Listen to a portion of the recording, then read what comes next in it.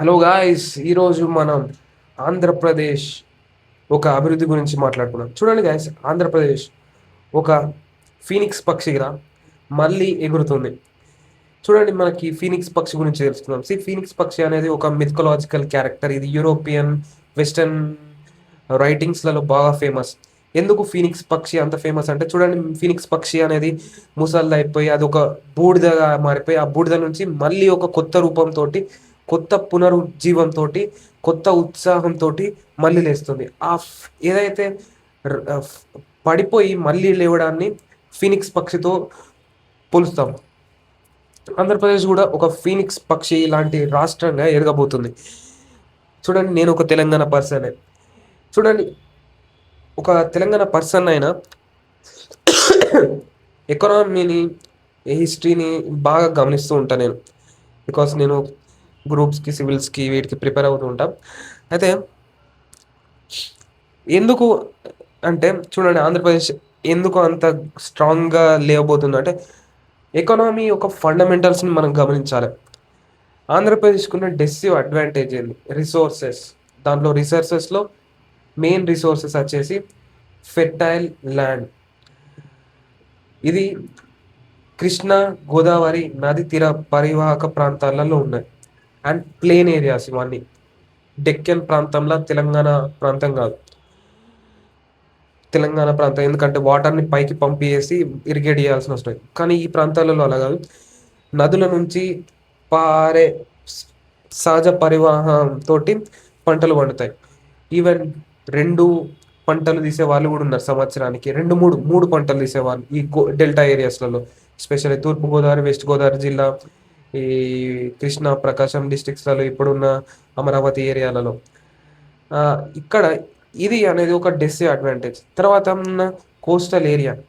Coastal area అనేది ఉన్న రాష్ట్రం ఏనాడు కూడా అవుట్వర్డ్ థింకింగ్ తోటి ఉంటుంది. అవుట్వర్డ్ థింకింగ్ అంటే ఏంటంటే, కంపెనీస్ వస్తూ ఉంటాయి, పెట్టుబడులు వస్తూ ఉంటాయి, ఎక్స్పోర్ట్స్ అండ్ ఇంపోర్ట్స్ అనేవి వస్తుంటాయి. కానీ చరిత్రలో ఏ కంట్రీకి, ఏ రాష్ట్రానికి పోర్ట్స్ ఉన్నాయో అవి ఎకనామిక్గా, సోషల్గా, కల్చరల్గా ఎప్పుడు కూడా లూజ్ అవ్వలేదు చరిత్రలో. అయితే ఈ డెసివ్ అడ్వాంటేజ్ ఇంకొకటి ఉన్నది. ఇది స్ట్రాంగెస్ట్ థింగ్. ఇది మీకు ఎవరు చెప్పరు. ఈవెన్ అంతగా చదువుకున్న వాళ్ళు, అనలిటిస్టులు కూడా చెప్పరు. ఆంధ్రప్రదేశ్ ఎందుకు 2014 తర్వాత లాభపడిపోతుంది అనేది. చూడండి, చరిత్రలోకి వెళ్దాం. 3000 సంవత్సరాల చరిత్రలోకి వెళ్తే, అస్మాక అనే ఒక మహాజనపదం, 16 మహాజనపదాలు, షోడశ మహాజనపదాలు అనేవాళ్ళు అన్నీ కూడా నార్త్ ఇండియాలో ఉండేది. కేవలం ఒకటి మాత్రమే సౌత్ ఇండియాలో ఉండేది. ఆ అస్మాక మహాజనపదం అనేది ఇప్పుడున్న తెలంగాణ ప్రాంతంలో, అప్పుడు తెలంగాణ, ఆంధ్రప్రదేశ్ అనేది లేవు, మొత్తం తెలుగు వాళ్ళే ఉన్నారు అనుకోండి. ఫర్ బ్రీఫ్ అండర్స్టాండింగ్, ఒకే జాతి వాళ్ళు ఉండేవారు. కల్చరల్గా ఎక్కడ ఉండేదంటే అస్మాక జనపదం ఇప్పుడున్న బోధన్ ప్రాంతం, నిజామాబాద్ జిల్లా, తెలంగాణ ప్రాంతంలో నిజామాబాద్, బోధన్ దగ్గర ఉండేది. తర్వాత వచ్చిన శాతవాహనుల యొక్క ప్రిన్సిపల్ కోర్ రూలింగ్ ఏరియా అనేది కూడా కృష్ణా, గోదావరి, అలాగే పైన మహారాష్ట్ర ప్రాంతాలు, పైతన్, కోటిలింగాల, అలాగే కింద ఆంధ్రప్రదేశ్లో ఈ అమరావతి రీజియన్, ఈ ఒక ప్రాంతాల్లో ఇలా కోర్ రూలింగ్ ఏరియా ఉండేదని తెలుస్తుంది క్లియర్గా. అలాగే వైజాగ్, వైజాగ్ అంటారా, సారీ, తర్వాత వచ్చిన Kakatiyas, one of the mighty Telugu empire అని చెప్పచ్చు. ఎక్కడి నుంచి పరిపాలించారంటే, తెలంగాణ ప్రాంతంలో వరంగల్ని కేంద్రీకృతంగానే పరిపాలించారు. తర్వాత వచ్చిన ఆ, ఇంకా కుతుబ్ షాయిలు కావచ్చు, నిజాములు కావచ్చు. నిజామ్స్ కింద ఈవెన్ రాయలసీమ ఉండేది. ఆ, ఇవేమంటారు, నార్థన్ సర్కార్స్, బ్రిటిష్ వారికి ఇవ్వక ముందు ఏవైతే ఉన్నాయో, మచిలీపట్నం, ఇది కూడా నిజామ్స్ కిందనే ఉండేది. తర్వాత వచ్చిన ఒక కేవలం బ్రీఫ్ పీరియడ్ ఆఫ్ టైం ఏవైతే ఏమచ్చు, బ్రిటిష్ వారి కింద మాత్రం మద్రాస్ తోటి ఆంధ్రప్రదేశ్ ప్రాంతం అనేది సీడెడ్ ఏరియాస్, అలాగే నార్థన్ సర్కార్స్ అవి ఆ, కలిసి ఆంధ్రప్రదేశ్, ఆ, ఆంధ్ర ప్రాంతం అనేది మనకి మద్రాసులో ఉండేది. తర్వాత యునైటెడ్ ఆంధ్రప్రదేశ్లో మళ్ళీ మార్మల్ వచ్చేసింది. అంతా యునైటెడ్ ఆంధ్రప్రదేశ్ అయిపోయి మళ్ళీ హైదరాబాద్ కేంద్రీకృతంగానే పరిపాలన జరిగేది. సో మీకు ఏమర్థమవుతుంది, 3000 yearsలో ఎప్పుడు ఆంధ్ర ప్రాంతంలో ఆంధ్రాని కేంద్రీకృతం చేసుకొని వచ్చిన పెద్ద పెద్ద సామ్రాజ్యాలు అనేది చాలా తక్కువ. అంటే ఆ కేంద్రంగా అభివృద్ధి జరగలేదు ఇప్పుడు. అంటే హిస్టారికల్ అభివృద్ధి, నాట్ కాంటెంపరీ. హిస్టారికల్గా ఫోకస్ అనేది లేదు, పొలిటికల్గా ఎకనామికల్గా. ఆ ఎకానమీ ఏదైతే జనరేట్ అయిందో ఈవెన్ మచిలీపట్నం కేంద్రంగా, అది డెక్కన్ ప్రాంతంలో వరంగల్ని అండ్ హైదరాబాద్కి మాత్రమే బెనిఫిట్ అయ్యేది. సో ఇక్కడికి మాత్రమే హిస్టారికల్గా బెనిఫిట్ అనేది ఉండేది. ఆంధ్రప్రదేశ్ ఒక సిగ్నిఫికెంట్ బెనిఫిట్ అనేది ఎకనామిక్గా చూసుకున్నట్టయితే హైదరాబాద్ కేంద్రంగా, వరంగల్ కేంద్రంగా అనేది ఉండేది. మచిలీపట్నం పోర్టు నుంచి బందర్ పోర్ట్ అంటాం కదా, మచిలీపట్నం పోర్టు, దాని కేంద్రంగా చూసుకున్నట్టయితే ఇక్కడ డెక్కన్ ప్రాంతంలో మాత్రమే ఉండేది. But for first time 3000 years ఒక కొత్త గవర్నమెంట్ వచ్చింది ఆంధ్రప్రదేశ్లో, కొత్త రాష్ట్రం ఏర్పడింది. అంటే ఇక్కడ నుంచి అభివృద్ధి అనేది కేవలం తెలంగాణ ఆంధ్రప్రదేశ్ కేంద్రంగా మాత్రమే జరగబోతుంది. అంటే 3000 yearsలో ఇది ఎప్పుడు జరగలేదు. సో ఇది ఆంధ్రప్రదేశ్కి ఒక వరం అని చెప్పచ్చు. అంటే ఇంతకుముందు హైదరాబాద్ కేంద్రంగా, తెలంగాణ కేంద్రంగా, డెక్కన్ కేంద్రంగా అభివృద్ధి జరిగిన అంటే ఫోకస్ ఉన్న ప్రాంతాలు ఇప్పుడు అక్కడ ఆ ప్రాంతం నుంచి ఎన్నుకోబడ్డ నాయకుల ద్వారా ఆ ప్రాంతంలో ఉన్న ప్రభుత్వం చేత రూల్ చేయబోతున్నాయి. అంటే చాలా అడ్వాంటేజ్. ఈవెన్ యునైటెడ్ ఆంధ్రప్రదేశ్లో కూడా ఆంధ్ర లీడర్స్ ఏవైతే రాయలసీమ, విజయవాడ ఈ ప్రాంతాల నుంచి ఎన్నుకోబడ్డారో వాళ్ళు కూడా హైదరాబాద్కి వచ్చి వాళ్ళ ప్రాంతాలని అంతగా ఫోకస్ చేయలేదు. సో అందుకని రాష్ట్రం విడిపోవడం అనేది ఇవన్నీ జరిగాయి. సో ఆ రాష్ట్రం విడిపోవడం అనేది వేరే టాపిక్, దాని గురించి తర్వాత మాట్లాడుకున్నాం. బట్ అంతగా ఫోకస్ లేదు. అందుకని హైదరాబాద్లోనే కంపెనీస్ అనేటి అన్నీ ఉండేవి, హైదరాబాద్లోనే ఆంధ్ర వాళ్ళు వచ్చి ఉండేవాళ్ళు. సో ఆ కేంద్రంగా ఆ అభివృద్ధి అనేది జరగలేదు. అయితే ఇక్కడ మీరు గమనించుకోవాల్సిన విషయం ఏంటంటే 3000 yearsలో కొత్త ప్రభుత్వం వచ్చింది, ఇప్పుడు కొత్త రాష్ట్రం ఏర్పడింది, అక్కడ దాని కేంద్రంగా పరిపాలన జరుగుతుంది. ఇప్పుడు దీనికి కమాండ్ చేసి ఆంధ్రప్రదేశ్కున్న కోస్టల్ ఏరియాని తీసుకోండి, వీటిని రెండుని కమాండ్ చేయండి. ఇంతకుముందు యునైటెడ్ ఆంధ్రప్రదేశ్లో సొంత రాష్ట్రం, మా రాష్ట్రమే, మీరు హైదరాబాద్లో పెట్టుబడులు పెట్టండి, ఇక్కడ నుంచి వైజాగ్ తీసుకుపోయి మీ యొక్క ఎక్స్పోర్ట్స్ని తరలించండి అనే పరిస్థితి ఇప్పుడు లేదు. ఇప్పుడు మీరు ఆంధ్రప్రదేశ్లో ఇన్వెస్ట్మెంట్ చేయండి, ఇక్కడనే ప్రొడ్యూస్ చేయండి, మీరు ఇక్కడి నుంచే ఎక్స్పోర్ట్ చేసుకోండి అన్న పరిస్థితికి ఇప్పుడు ఆంధ్రప్రదేశ్ వచ్చింది. అంటే ఆంధ్ర ప్రాంతంలో అభివృద్ధి జరగబోతుంది. అండర్స్టాండ్? ఒక తెలంగాణ ప్రాంతం పర్సన్గా చెప్తున్నాను. ఇది తెలంగాణ గురించి తక్కువ చేసి మాట్లాడడం కాదు, బట్ మనల్ని మనం ఒకసారి ఎటు పోతున్నామని అభివృద్ధిలో ఒక రెట్రోస్పెక్ట్గా మనం చూసుకోవాలి. ఇంట్రోస్పెక్ట్గా చేసుకొని చూసుకోవాలి. తెలంగాణ ప్రజలకు కూడా ఇది ఒక వార్నింగ్ అని చెప్పచ్చు. ఎందుకంటే కేవలం 10 ఏళ్లలో విపరీతమైన సంక్షేమానికి అలవాటు పడ్డారు మా తెలంగాణ ప్రజలు.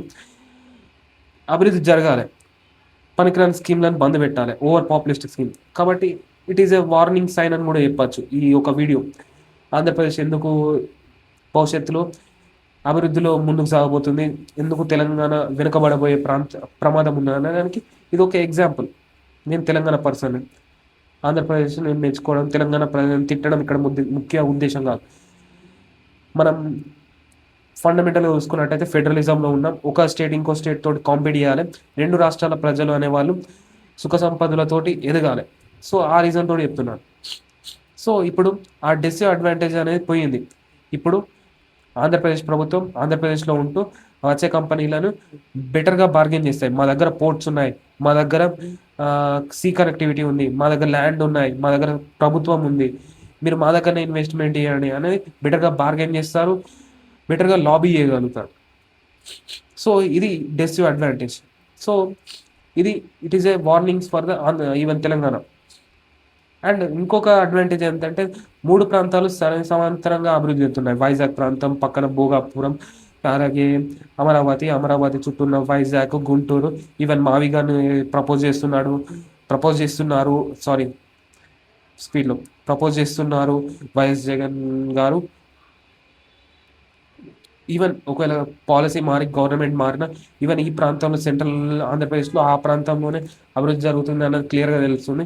కిందికొస్తే తిరుపతి అనేది ఆల్రెడీ టెంపుల్ టౌన్. ఆల్రెడీ ఎప్పుడు ఒక నిత్యం ఒక 3, 4 లక్షల ఇన్‌ఫ్లోయింగ్ పాపులేషన్ ఉంటే ఫ్లోటింగ్ పాపులేషన్ ఉంటుంది.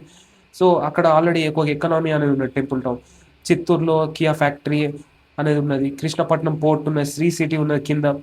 అలాగే పైన చూసుకున్నట్టయితే ఉత్తరాంధ్రలో రీసెంట్‌గా చూసాం ఆర్సెలర్ మిట్టల్ సుమారు 1,00,00,00,000 తోటి ఒక స్టీల్ ప్లాంట్ ఇన్వెస్ట్‌మెంట్ చేసింది. స్టీల్ ప్లాంట్ ఇన్వెస్ట్‌మెంట్ అంటే అంత పెద్ద స్థాయిలో ఇన్వెస్ట్‌మెంట్ అనేది చిన్న విషయం కాదు.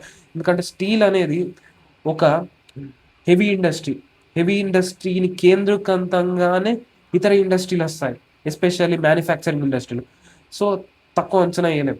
సో, భవిష్యత్తులో ఆంధ్రప్రదేశ్‌కి ఫండమెంటల్స్ అనేటివి చాలా స్ట్రాంగ్‌గా ఉన్నాయి. తెలంగాణకి అంతగా లేవు. నేను తెలంగాణ పర్సనే. బట్ ఒకటి ఎందుకు ఇది జెప్పాలనుకుంటున్నానంటే, తెలంగాణ పర్సన్‌గా అయినా ఈ మాట ఎందుకు జెప్పాలనుకుంటా, చూడండి, ఎప్పుడైనా శత్రువో, మిత్రువో మన సొంత రాష్ట్రాల్లో, సొంత దేశంలో అలా చూడకూడదు. ఈవెన్ నీ శత్రువు పక్కన ఏదైనా మంచి ఉంటే, అది చూసి నేనేటైనా తప్పు పోతున్నానా అని ఒక అంచనా వేసుకోవాలి. అది వేసుకోనప్పుడు మనం తప్పులని ఏం చేస్తామంటే, మన అడుగులని తప్పుడు దారిలో ఏస్తాం. దాని కారణంగా ఏమవుతుందంటే, వాడిని చూసి గూడా మనం నేర్చుకోలేకపోయామన్న బాధ అనేది తర్వాత మనం పడాల్సొస్తుంది. ఎగ్జాంపుల్ ఇప్పుడు ఇండియా చూసుకున్నట్టయితే చైనా కేస్‌లో చైనా ఎలా ముందటికెళ్ళిపోయిందో మన శత్రువు దగ్గర. ఈవెన్ దగ్గర మంచిగున్నా సరే మనం అడాప్ట్ చేసుకోలేకపోతున్నామంటే అది మన తప్పే.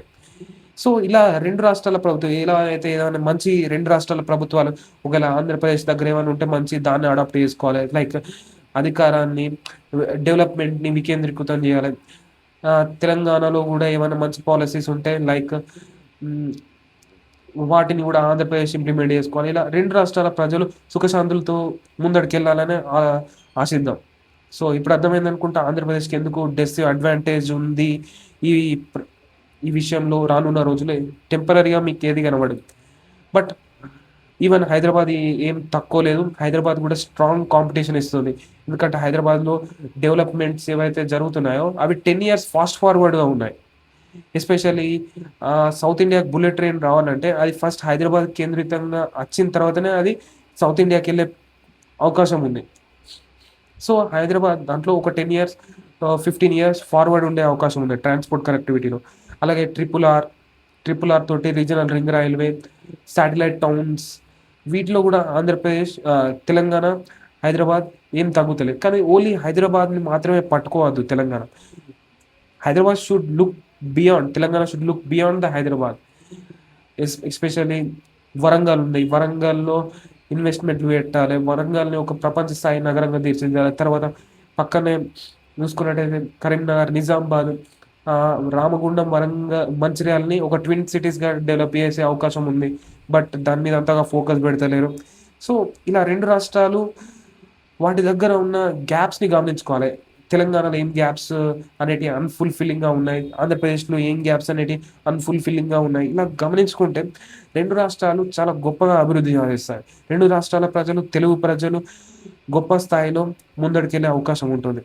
So, hope you understand.